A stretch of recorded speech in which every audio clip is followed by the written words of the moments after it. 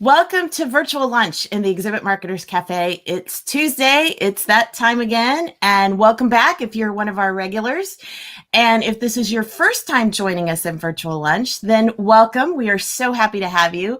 We meet every Tuesday, although I have to tell you, we won't be meeting next Tuesday. I have client projects next week, so we will take the week off and then we will be back the last Tuesday of October. But we meet every Tuesday and we have different guests here. And so we've got some great guests coming up today. We actually have a 2-for-1 day. We've got 2 guests here with us this time. And so we will be getting to that in just a minute. But go ahead in the meantime, introduce yourself. I see that Rama is here from Lev Promotion in San Diego. Welcome, Rama. She's one of our regulars. She's here almost every week. And she's always very generous with her tips and ideas and stuff as well as we go along. So anyway, as always, Alan is in the background, but we're still on one computer. So he's trying to help us out from the iPad. So we may or may not have links posted. Those of you on YouTube, though, the links are in the description. So if you click the see more, you'll be able to see the links as we go along. So, oh, shucks. Yeah. Well, we appreciate you, Rama. You're a very helpful guest on Virtual Lunch. And so we have Anthony Fort from Fixation Marketing in DC. So welcome, Anthony. Good to have you here today. And we have Jay Burkett, happy to be aboard. Well, we're happy to have you. So it's always great to have people joining us from all over and new people joining in and hopping on. So I want to go ahead and get started. We've got a few news items and links and things to share. Go ahead if you want to keep sharing your hellos and greetings. Go ahead and do that in the comments.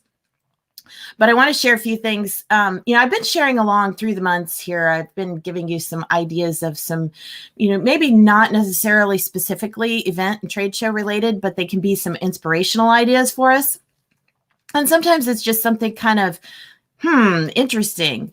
And this time is producing like new words and new concepts. And so the latest I heard of, and maybe you've heard this before, but the latest concept is called schoolcations.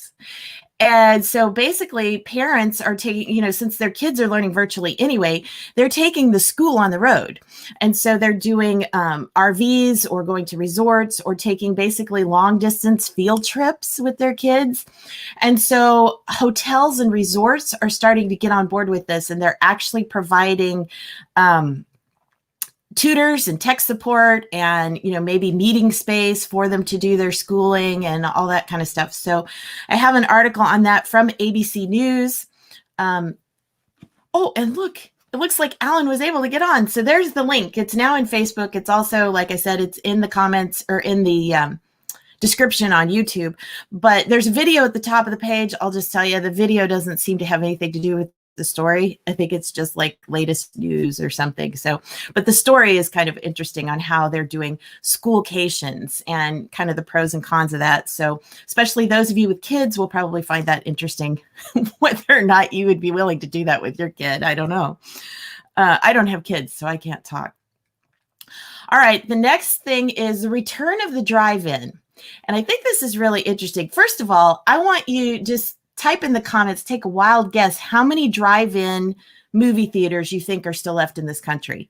Because in this article that's coming up, it says, and I was kind of surprised by the number. Hey, Amy Jalbert. Hello. Amy's local. She's from Exhibit Associates. So welcome, Amy. Good to have somebody else from Kansas City on board. But anyway, so this article from Cool Hunting talks about the return of the drive-in. And it's interesting that it's not just, well, like here in Kansas City, I think there's only a couple of drive-ins left here, but they're actually, one of them is hosting a drive-in concert this Thursday. And so I think that's a clever use of space. Oh, Karen says 20. No, you're way off.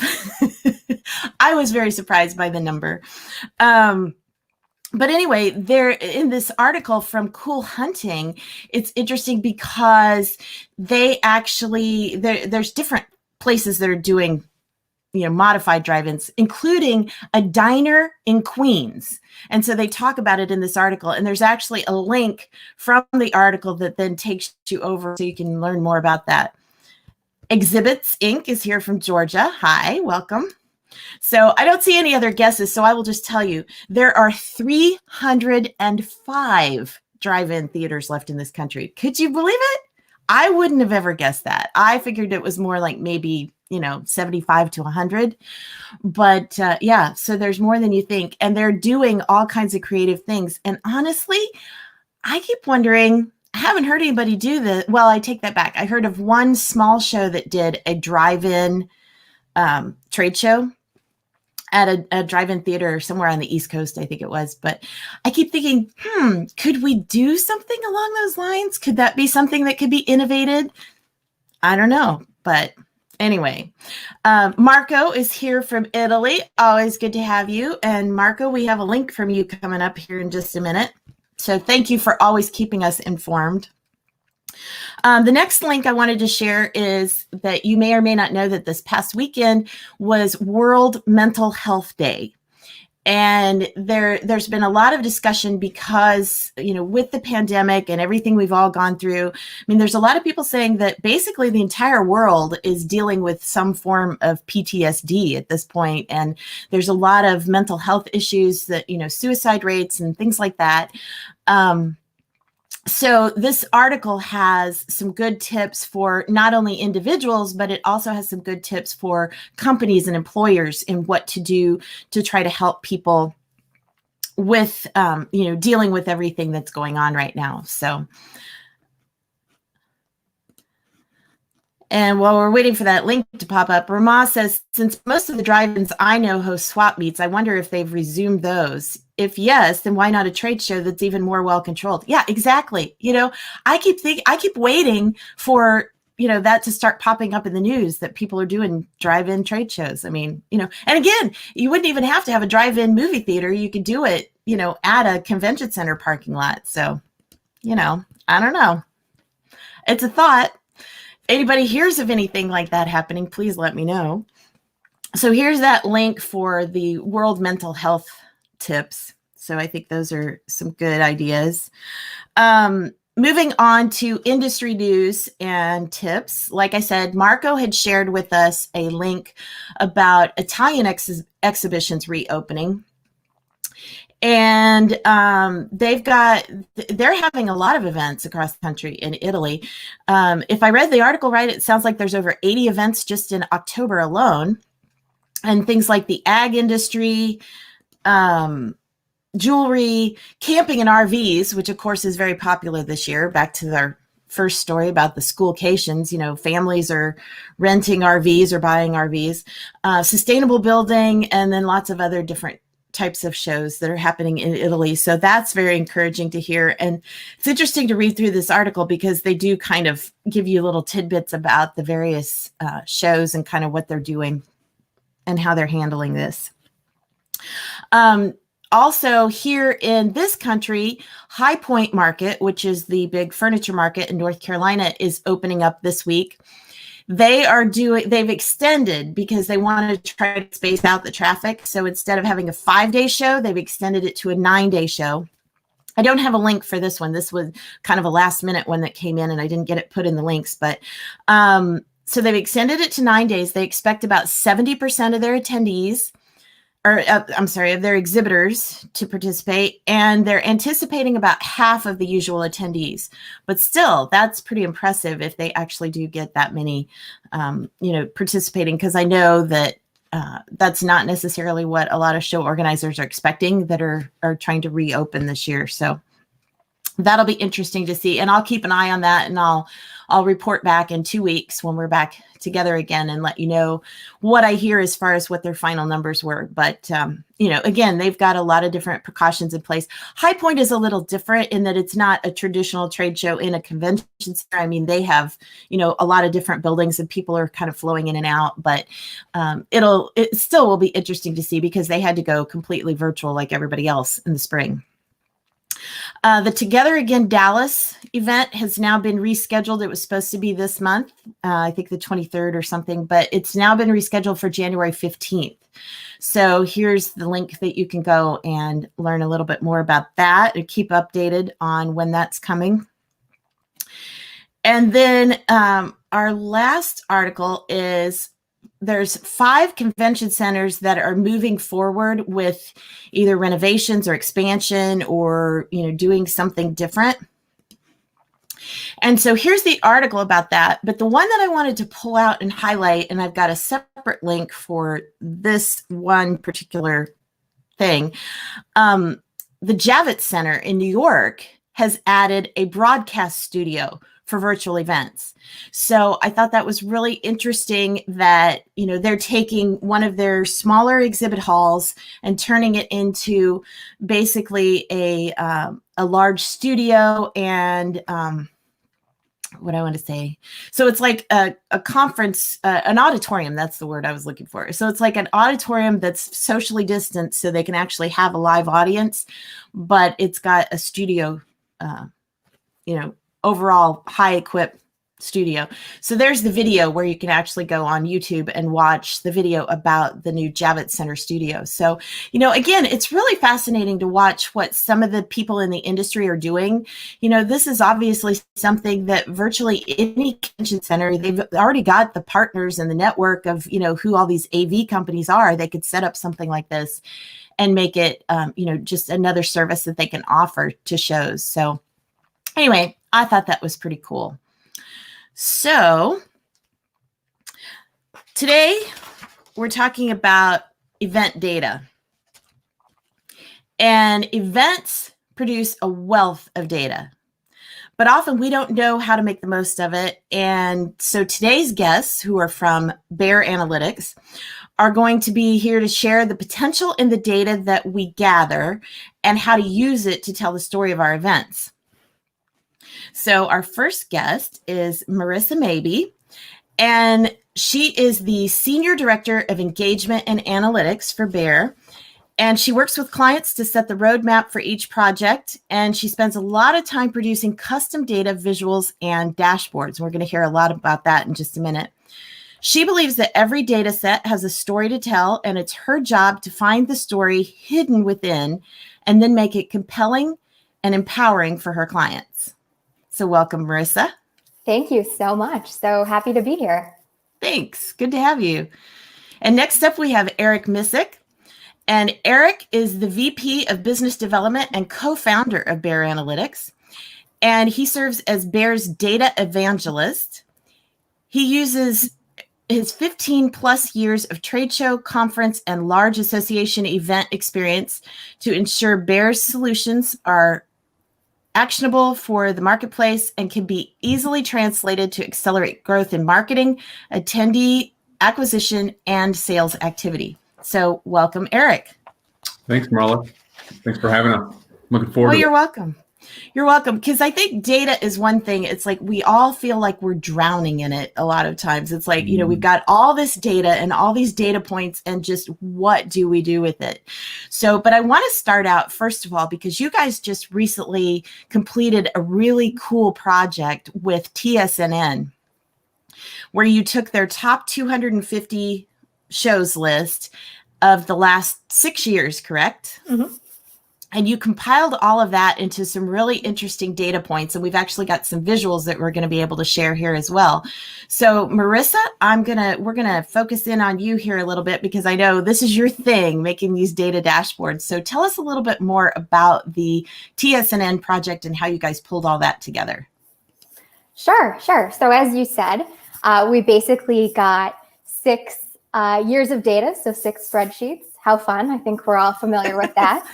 And really we're tasked with, putting them together, looking for a story and really thinking, okay, well, we know everyone's kind of seen this list year to year. How are people going to want to engage with this or interact with this if we let them dig in a bit, or we let them see year over year, what has changed, how the industry has performed and things like that. So that's where we started, was with a list of questions and really trying to put ourselves in our audience's shoes and say, what are they going to want to see? What are they going to think is interesting? And Because as you said, when you're looking at data, you can feel like you're drowning in it. There's so many ways you can slice and dice it and cut it. So we always start and we look for a roadmap and we say, hey, we think these one or two things are going to be very interesting. Let's come up with some wireframes and some ways to visualize them. And then let's, work together to come up with something that's going to be the final product. Well, and just to give people a little bit of perspective here, when we're talking about the 6 years, I looked up all of this information. So we're talking about 1,477 trade shows, 24.8 million attendees, 1.1 million exhibiting companies, and 393 million net square feet. So yes, there was a lot of data points to work with. So Marissa, kind of walk us through, and we've got some visuals here, so I will put these up, but walk us through the first visual here of the TSNN map.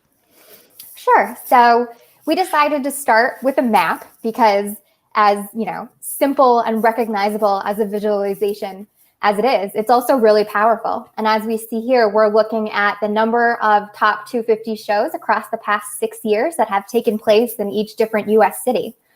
So starting to think about where we know, the events and hospitality industry is really concentrated. We see our biggest bubble, if you will, over Las Vegas. We also see some pretty sizable chunks over Chicago, over Orlando.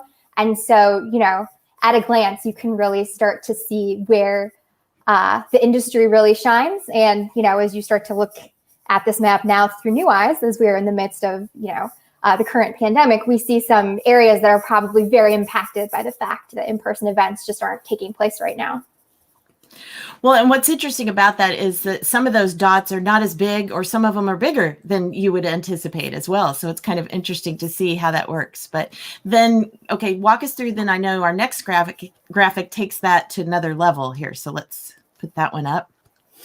Sure. So something we like to do is anticipate, what's the next question going to be when we're designing graphs and visuals for folks. And so, looking at the cities that have the most, these top 250 trade shows was maybe the first question. But then the second question we had was, okay, what shows are actually taking place in those cities? Can we let people dig in a little bit deeper and start to see? And so this, I believe, is taken from the dashboard. So if a user were to hover over the little bubble over Orlando, then you'd see this whole list of shows from 2019 pop up. So you can actually see the largest shows that were hosted there in that year.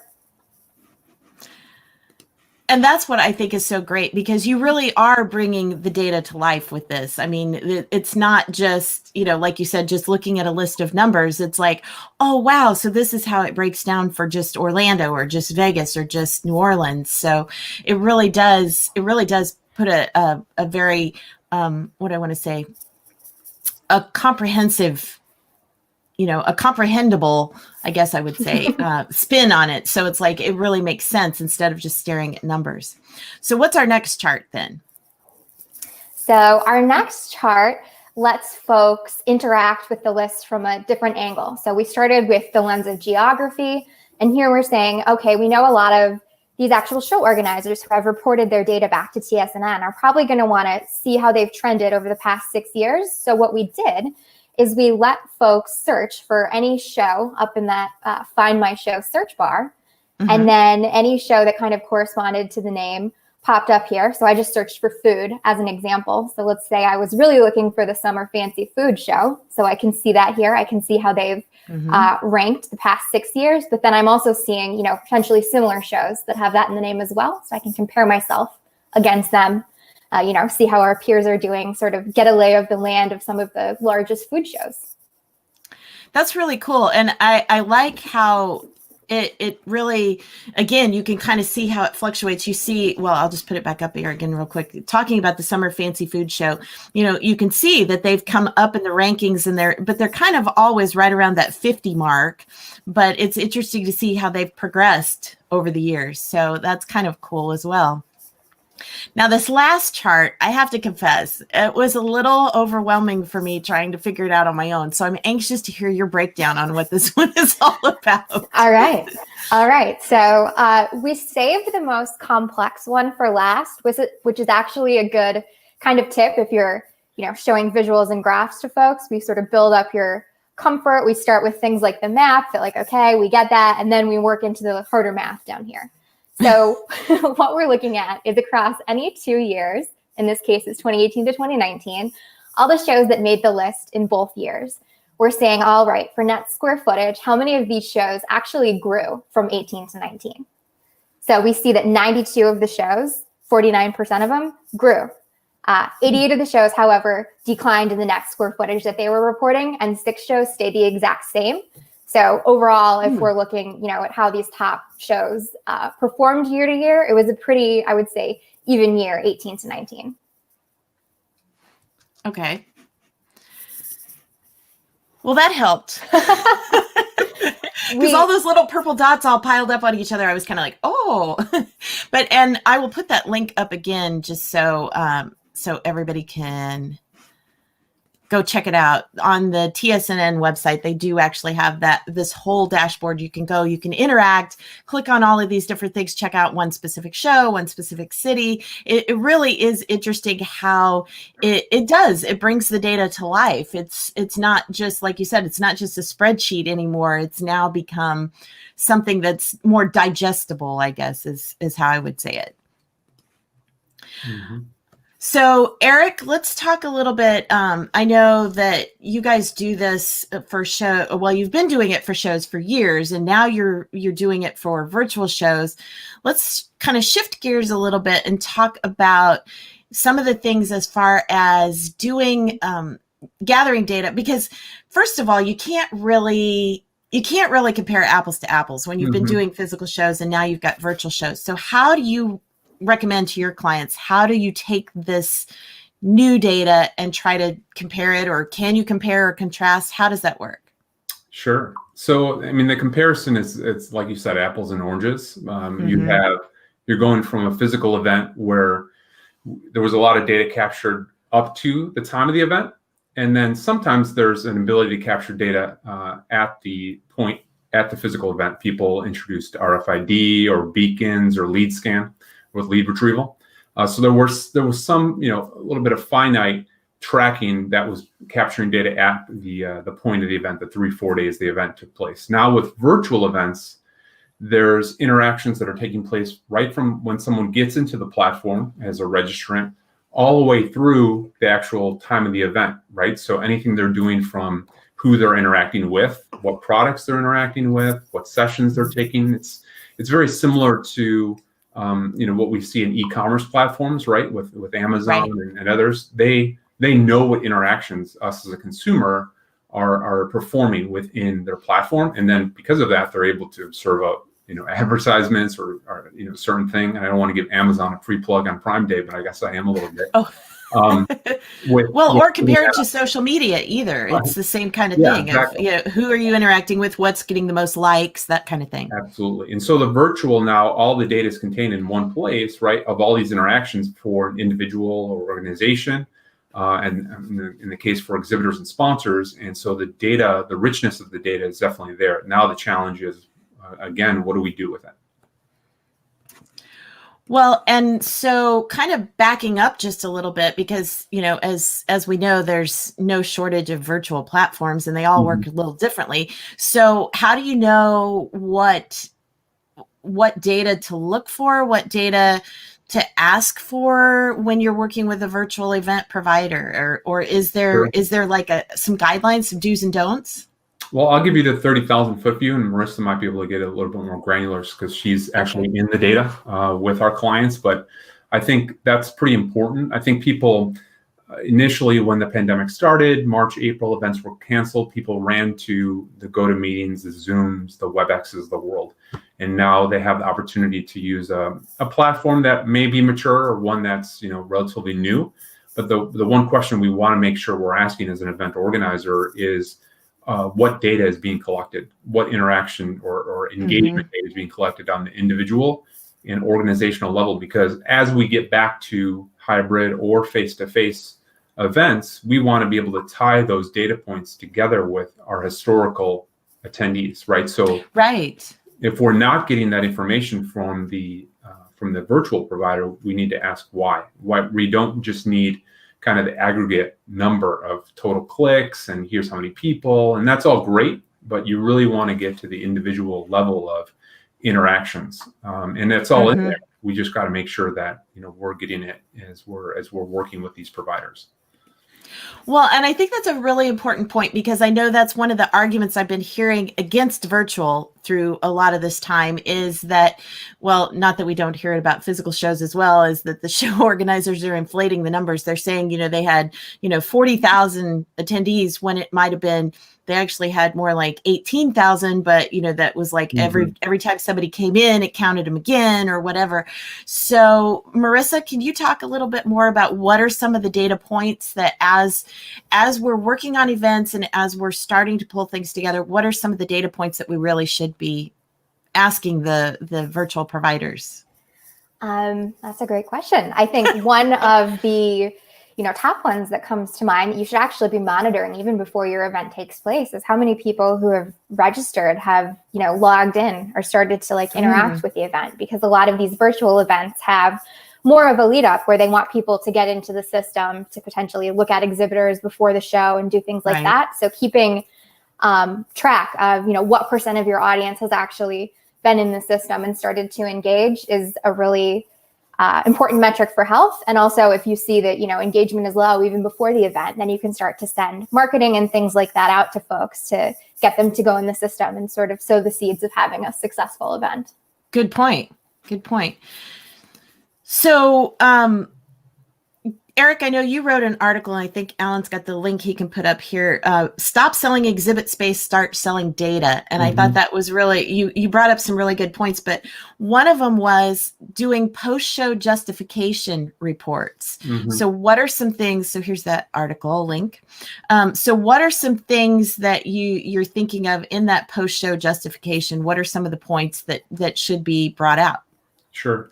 I think one of the challenges that we're hearing from our clients is that their exhibitors are trying to quantify or justify their presence at these virtual events. And so they need the buyers, right? They want to get in front of people, but they don't really understand, because it's the serendipity of a trade show is gone, right? We don't have people just passing by our booth and, oh, I know that guy, I'm going to talk to him, or I met him last year, right? And now it's about trying to get the people to interact with us in some way.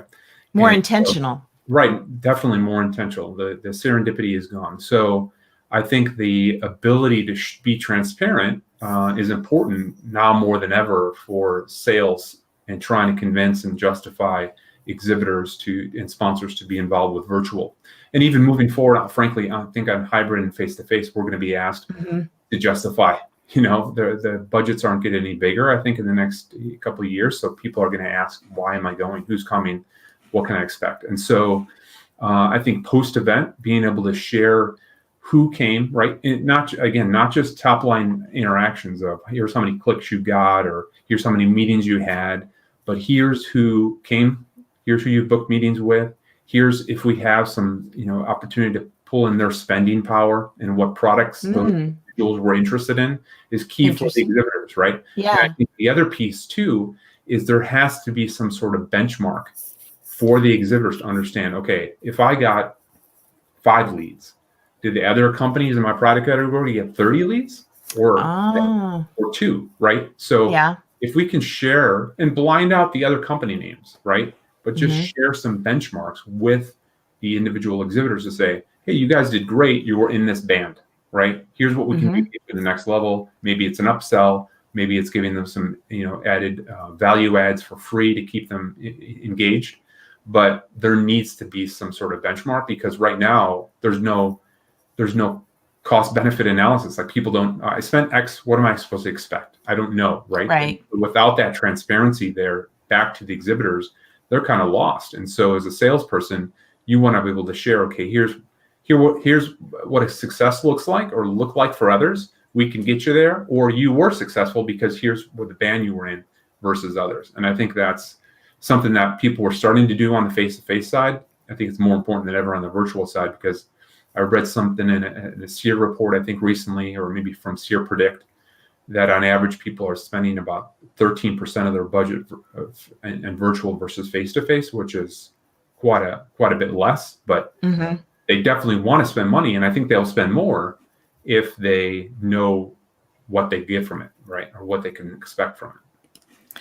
Well, and I think that's a really good point. And I know that's one thing that I keep hearing as an argument against virtual is that, the ROI isn't there. Well, as you said, it can be if it's actually shown what they're getting, and I especially like the idea of comparing them with other exhibitors. It kind of gives a little bit of that kind of gamification element or something. It's like, oh, here's how you're doing in comparison. Here you are on the leaderboard, Right. I mean, they know the other companies in the product category, right? You can line them out. But if they're like, man, I'm number 8 out of 10. Yeah. What's going on, Yeah. So there's some competitive posturing there. I think we can leverage that a little bit without being too, out of bounds, but it's important for them to kind of have some parameters. Well, I think that's very true because again, it's showing them that, they're, or if they, especially if you have an exhibitor that's complaining about, well, we didn't get much. Well, here's what some of the other exhibitors got. So, that's kind of how I got into this business in the first place was, I was watching what I did that was working and the exhibitors around me weren't doing or were doing wrong or whatever. And I started figuring out it's like, okay, these are the things that works. Well, if exhibitors are able to see through the data, here it is in black and white, here's where you ranked as compared to everybody else. And then they can go, oh, well, maybe it wasn't that the show was a failure. Maybe we just need to step it up. So I think that's kind of a good way to hopefully inspire them to improve as they go along. Exactly. So I don't see any question. If you have any questions for Marissa or Eric, please type those in. But before we wrap up, anything, you guys, I know that there's still a wealth of things that we didn't have time to discuss, but any really important points that we need to just bring out at this point before we wrap up? I would say, let the strategy dictate the technology on the virtual front. Really understand what you're trying to get out of the virtual event. And what you need to provide to your exhibitors and sponsors ultimately, or to your audience, and then figure out what the technology is. I think, right now there's like you said, there's no shortage of virtual providers out there. And sometimes we get caught up in the being demoed and the bells and whistles of it all, and they all have great, technology. A lot of them do, but at the end of the day, it's really about, what are we trying to accomplish here in the near term or the long term from a virtual right. And let that guide what we need from a platform, as opposed to, okay, we got the platform, now what do we do, right? So I think that's one thing that we're hearing from the virtual providers that we're talking to, as well as our clients, that they're trying to figure out how to make this work for their audience. And I think there's a real opportunity to do it, but you got to think about it strategically from the get-go. Well, and I think that's a very important point to remember, because it's true that as you're moving forward, it's not only choosing a virtual provider for right now, but figuring out what's going to be the best long term. I mean, maybe you've got somebody that you worked with this year, but if they're not going to be the right provider as far as moving forward into hybrid, then, maybe rethink that a little bit. Marissa, any final thoughts that you have to share with us on how to make our data more fascinating? I think especially on the virtual front, if there's anything that, that your board or your leadership is going to care about, make sure, just like Eric was saying, that you're having those kind of transparent discussions with your tech providers up front, and make sure that they can report on that and deliver for you. Because you don't want to, be in a situation where everything's over and you miss the chance to collect the data that everyone's asking for. That's a good point. Yeah. So again, just thinking it through before you get too far into the process, having that checklist of what are the data points that we really want to collect, and then make sure that the virtual provider can do that. So have you found that pretty much across the board that there's some pretty universal data that is gatherable from whatever platform, or is it still very challenging with working with some? Well, I'm not going to ask you to name any names. I'd say we've seen data from probably 15 to 20 platforms at this point. And there are some commonalities, but it is a little bit of the Wild West. Everything's so different. And it is so exciting for us, right? Like, I roll up my sleeves and geek out. But I think hopefully in the next, 6 months to a year, as we see, more virtual events happen and some organizations take their, second crack at having their event Right. virtually or in a hybrid way, I think we're going to see some things standardize and probably some, best practices come out.